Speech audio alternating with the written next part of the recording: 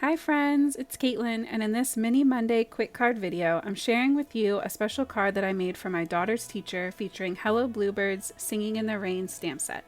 Today was my daughter's first day of second grade, and I thought that after the year we've all had, a little reminder that rainbows only come after rain would be fitting. Plus, I wanted the teacher to know how much we appreciate her already for all the hard work she's put in and everything she's about to do. I started this card out by getting all of my stamping out of the way first. And so I stamped out my little images. I stamped out my main sentiment on a piece of yellow cardstock. And right now I'm stamping the insert that's going to go inside my card because I'm going to be using a black card base. I love the idea of how the little images look when they're stamped in colors, like a little accent in the card. And I don't always get to do that because, truth be told, I don't always put sentiments inside my cards. I usually actually leave the inside blank so that way I can write my own message and really customize the card for any occasion. I went ahead and Copic colored all of my images, and as usual, all of the colors I used as well as all the products that I used for this project will be listed in the description box below.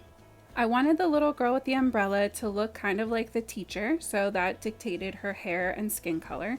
And then you can see up in the top corner, I have a scrap piece of pattern paper from My Favorite Things, and this is actually what inspired all of the colors that I picked for my card. I knew that I wanted to use up a couple pieces of this paper that I had left over from a previous project, and I just thought it really fit that rainbow theme really well.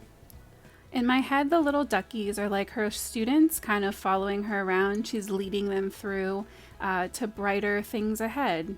And I know that's kind of silly, but I think sometimes having those kind of little stories really helps direct the flow of the card and helps with layout and just, I don't know, it makes me happy.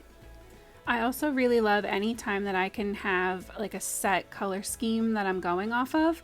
So having that pattern paper right next to me really helped when I was trying to pick my color combinations.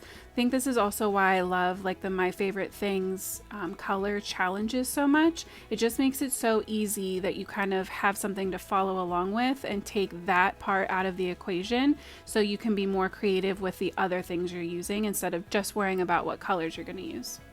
So I die cut all of my images as well as a double stitch rectangle from some black mixed media paper, and I put it in my splat box, which is really just a Simon Says stamp shipping box, and I used one of the new Tim Holtz mica spray stains to add some shimmer onto my paper. Then I die cut out my sun and tried to figure out exactly where I wanted it to be in that top corner and trimmed off the edges once I glued it down. I also die cut my scrap rainbow paper with the same double stitch rectangle die that I used before so that it would line up with the black panel and everything would have a more seamless look. Next, it was time to lay out all of my images and figure out where I wanted them to go. So I put down my clouds first, now that I knew where my sentiment was, and then I added the teacher / little girl, and I wanted her to be the center of the card with the little ducklings kind of surrounding her. I just love the idea that these types of images could really be customized to anyone that you want to give them to, and also for so many occasions. So then I cut down some black cardstock and scored it to make a standard A2 sized side folding card and glued in my message insert in there. And then it was time to put the main panel on the front. Originally I was planning on leaving the clouds hanging over the edge, but when I went to glue it down they hung over just a little bit too far, so I ended up trimming them off after all. So I bought this Lawn Fawn gift card holder from a D-Stash on Facebook a while ago, and I hadn't gotten to use it yet. It was so easy to use and to add to the inside of the card, and it was so stinking cute. I love that it has the little stitch decorative panel that I was able to use up that last bit of the scrap paper that I had left over. And then I just used some double-sided score tape to glue it down to the inside of that card, and you'll see in a second the gift card just slides perfectly in. It doesn't add a ton of bulk. I will definitely be using this for birthday cards in the future, and probably Christmas too.